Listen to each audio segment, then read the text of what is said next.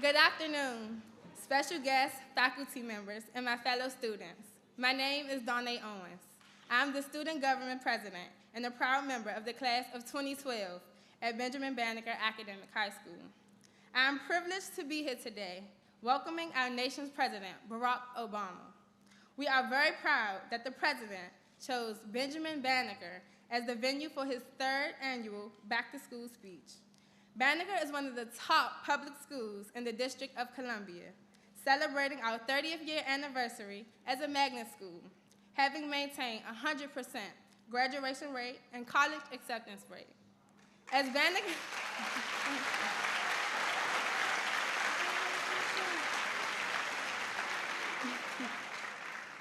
Banneker achievers, we have excelled in both academics and extracurricular activities, including giving back to our community through multiple service and activities. I attribute my success to my parents, my school family, and my strong work ethic and self-determination. I am an aspiring architectural engineer who would like to pursue my studies at NYU next fall. Currently, I intern at Barnes Vance Architects, an architectural firm that is preparing me for my future career. Since my freshman year here at Banneker, I have been fortunate enough not to have been faced with the painful dilemmas that increasing number of our nation's students face daily. Recently, I was a recipient of the 2011 Congressional Black Caucus Foundation Essay Scholarship. This year's topic, chosen by the CBC spouses, focused on positive initiatives to increase graduation rates amongst minorities.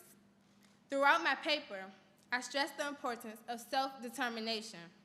If it is to be, it is up to me, because we are the controllers of our own destinies. On behalf of the Banneker Achievers, I would like to take this opportunity to thank the administration, teachers, counselors, and other staff members for their unwavering support. We value and appreciate your efforts and commitment. We have achieved exceptional academic success and are destined to set even high markers as we progress. Today's presidential address will be memorable and an historic event for all of us. We feel honored and are humbled today to represent students all over America as we look forward to another year of scholastic challenges and opportunities. So, with further ado, from president to president, let me invite you all to sit back, enjoy, and internalize the wonderful words of counsel and encouragement from our President of the United States, Barack Obama, accompanied by Secretary of Education, Arne Duncan. Thank you.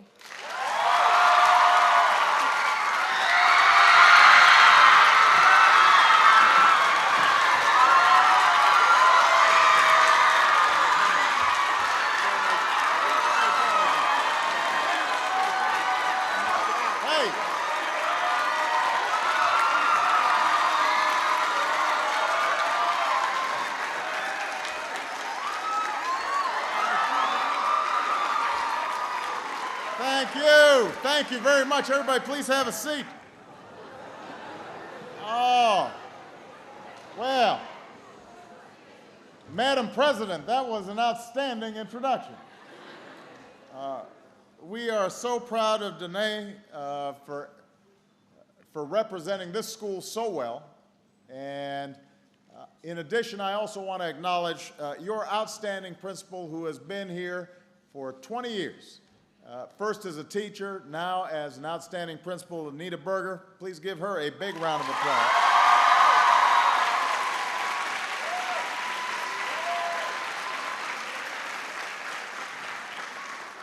I want to acknowledge as well, Mayor Gray is here, so the mayor of Washington, D.C. is here. Please give him a big round of applause.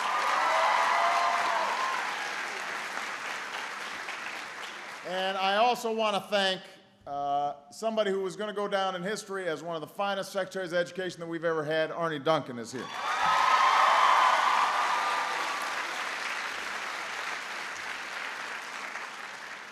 Now, it is great to be here at Benjamin Banneker High School, one of the best high schools, not only in Washington, D.C., but one of the best high schools in the country. And, but we've also got students tuning in from all across America.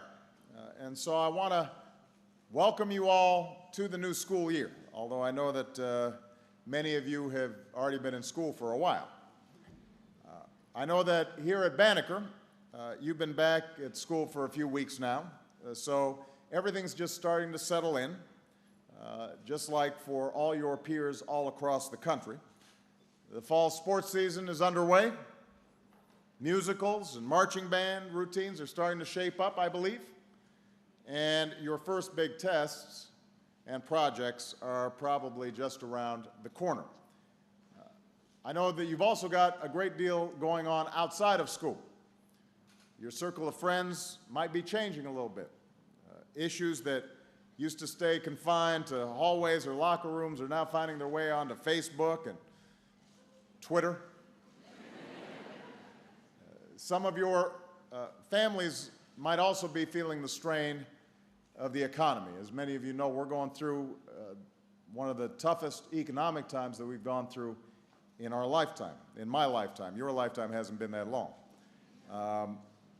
And so as a consequence, you might have to pick up an after-school job to help out your family. Or maybe you're babysitting for a younger sibling because mom or dad is working an extra shift. So all of you have a lot on your plates. You guys are growing up faster and interacting with a wider world in a way that old folks like me, frankly, just didn't have to. So today, I don't want to be just another adult who stands up and lectures you like you're just kids, because you're not just kids. You're this country's future. You're young leaders.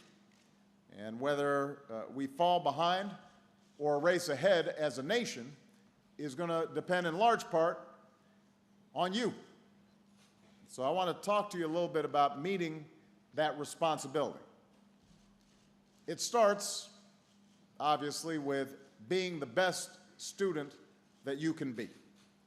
Now, that doesn't always mean that you have to have a perfect score on every assignment. It doesn't mean that you've got to get straight A's all the time, although that's not a bad goal to have. It means that you have to stay at it. You have to be determined, and you have to persevere. It means you've got to work as hard as you know how to work.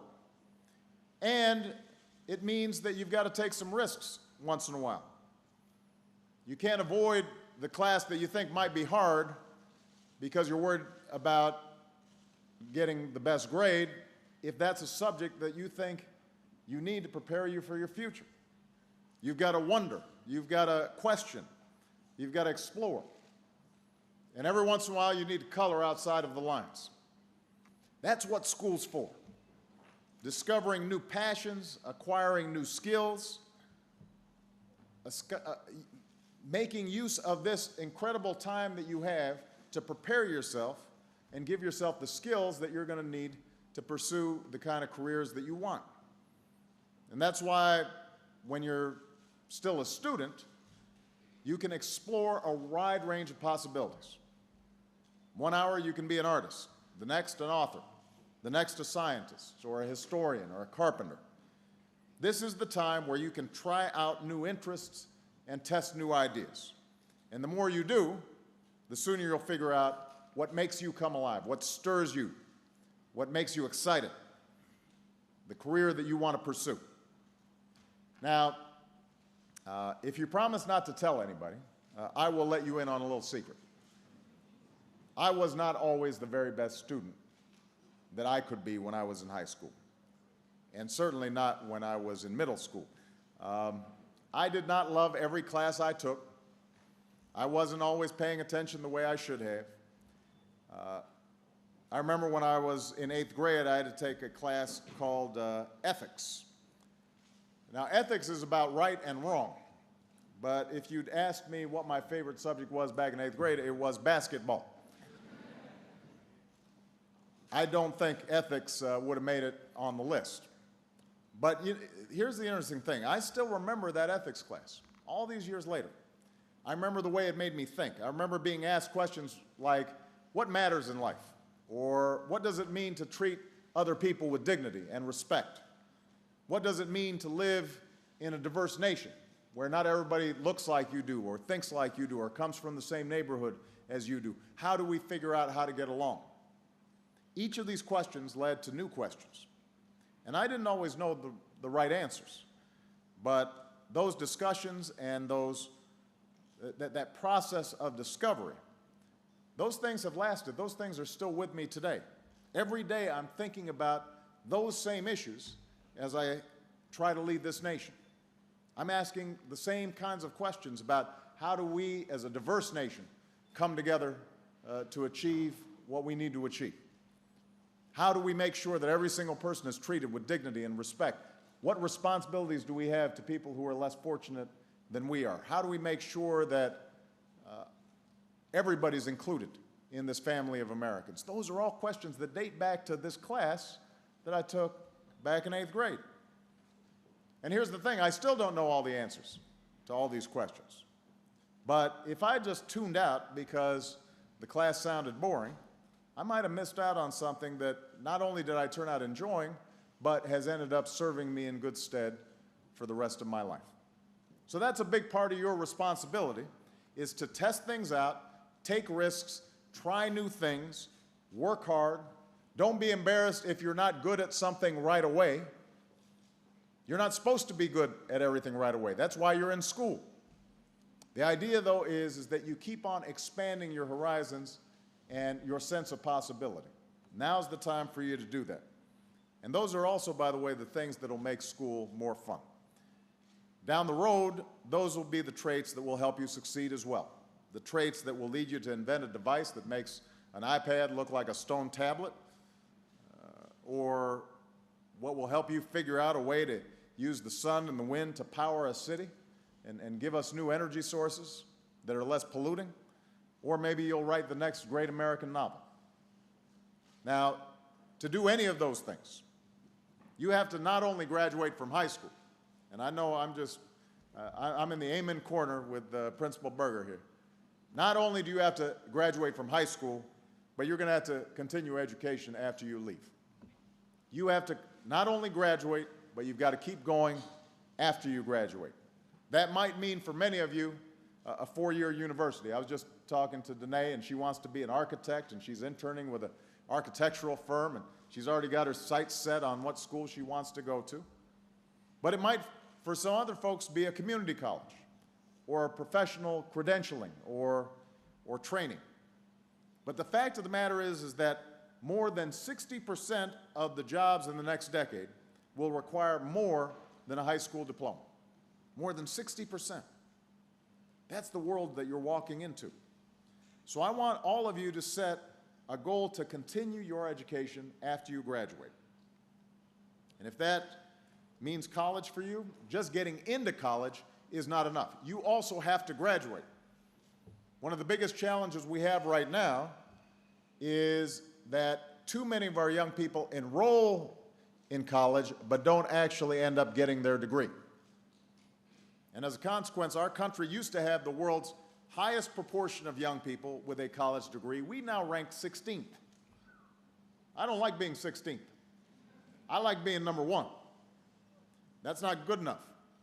So we've got to make sure your generation gets us back to the top of having the most college graduates relative to their population of any country on earth. Now, if we do that, you guys will have a brighter future, and so will America. We'll be able to make sure that the newest inventions and the latest breakthroughs happen right here in the United States of America. It'll mean better jobs and more fulfilling lives and greater opportunities, not only for you, but also for your kids.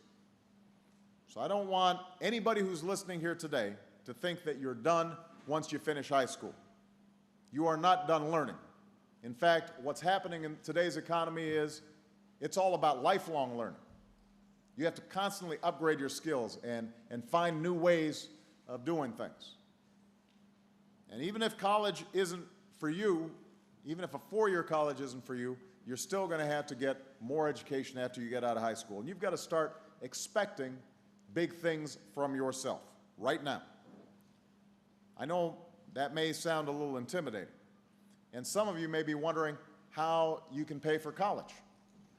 Or you might not know what you want to do with your life yet. And that's okay. Nobody expects you to have your entire future mapped out at this point. And we don't expect you to have to make it on your own. First of all, you've got wonderful parents who love you to death and want you to have a lot more opportunity than they ever had. Which, by the way, means don't give them a hard time when they ask you to turn off the video games, turn off the TV, and do some homework. You need to be listening to them. I speak from experience because that's what I've been telling Malia and Sasha. Don't be mad about it because we're thinking about your future. You've also got people all across this country, including myself and Arnie, and people at every level of government who are working on your behalf. We're taking every step we can to ensure that you're getting an educational system that is worthy of your potential. We're working to make sure that you have the most up-to-date schools with the latest tools of learning. We're making sure that this country's colleges and universities are affordable and accessible to you. We're working to get the best teachers into the classroom as well, so they can help you prepare for college and a future career. Let me say something about teachers, by the way. Teachers are the men and women who might be working harder than just about anybody these days. Whether you go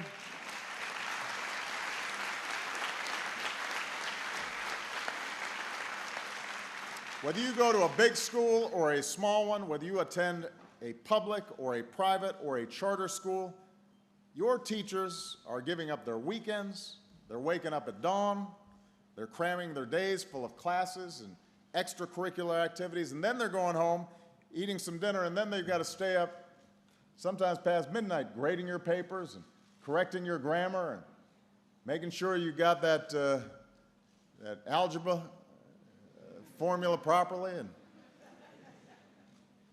they don't do it for a fancy office. They sure don't do it for the big salary. They do it for you. They do it because nothing gives them more satisfaction than seeing you learn. They live for those moments when something clicks, when you amaze them with your intellect or your vocabulary. They see what kind of person you're becoming. And they're proud of you. And they say, I had something to do with that wonderful young person who's going to succeed.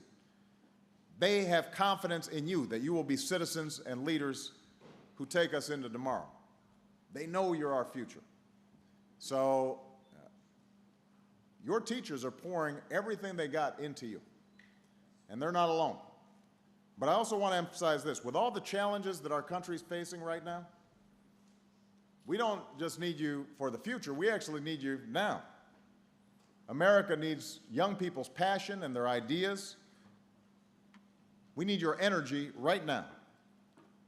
I know you're up to it because I've seen it. Nothing inspires me more than knowing that young people all across the country are already making their marks. They're not waiting. They're making a difference now. There are students like Will Kim from Fremont, California, who launched a nonprofit that gives loans to students from low-income schools who want to start their own business. Think about that. So he's giving loans to other students. He set up a non-for-profit. You know, he's raising the money doing what he loves through dodgeball tournaments and capture the flag games. But he's creative, he took initiative, and now he's helping other young people be able to afford the schooling that they need. There's a young man, Jake Bernstein, 17 years old, from a military family in St. Louis. Worked with his sister to launch a website devoted to community service for young people. And they've held volunteer fairs and put up an online database and helped thousands of families to find volunteer opportunities ranging from maintaining nature trails to serving at local hospitals. And then last year, I met a young woman named Amy Chow from Richardson, Texas. She's 16 years old, so she's the age of some of you here. During the summer, I think because somebody in her family had an illness, she decided that she was interested in cancer research. She hadn't taken chemistry yet, so she taught herself chemistry during the summer. And then she applied what she had learned and discovered a breakthrough process that uses light to kill cancer cells. 16 years old. It's incredible, and she's been approached by some doctors and researchers who want to work with her to help her with her discovery. The point is, you don't have to wait to make a difference. Your first obligation is to do well in school. Your first obligation is to make sure that you're preparing yourself for college and career. But you can also start making your mark right now. A lot of times, young people may have better ideas than us old people do anyway. We just need those ideas out in the open, in and out of the classroom. And when I meet young people like yourselves, when I sat and talked to Danae, I have no doubt that America's best days are still ahead of us, because I know the potential that lies in each of you. Soon enough, you will be the ones leading our businesses and leading our government. You will be the one who are making sure that the next generation gets what they need to succeed. You'll be the ones that are charting the course of our unwritten history. And all that starts right now, starts this year. So I want all of you who are listening, as well as everybody here at Banneker, I want you to make the most of the year that's ahead of you. I want you to think of this time as one in which you are just loading up with information and skills, and you're trying new things, and you're practicing, and you're honing all those things that you're going to need to do great things when you get out of school. Your country is depending on you. So set your sights high. Have a great school year. Let's get to work. Thank you very much, everybody. God bless you. God bless the United States of America.